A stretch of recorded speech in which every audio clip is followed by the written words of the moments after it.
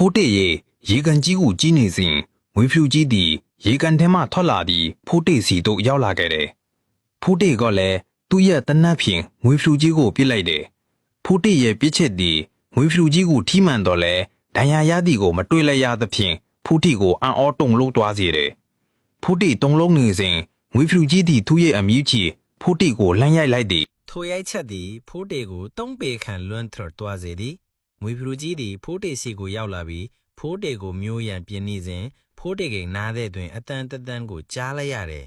ထိုအတန်မှာလူလေးမိုးကြိုးသားကိုတုံးပြီးတိုက်ခိုက်စမ်းဟူ၍ပင်ဖြစ်သည်ဖိုးတေလည်းမဆိုင်မတွေ့သူ့ရဲ့ကြောပင်ဝေါ်တွင်လွယ်ထားသောဓားကိုယူ၍ငွေဖြူကြီးကိုလှမ်းပိုင်းလိုက်တယ်မိုးကြိုးသားရဲ့စွမ်းအားကြောင့်ငွေဖြူကြီးသည်လည်းတည်ဆုံသွားတယ်ငွေဖြူကိုတတ်ပြီးနောက်ဖိုးတေသည်လည်းပင်မန်းစွာဖြင့်မိပြင်းသို့ထိုင်ချလိုက်လေတယ်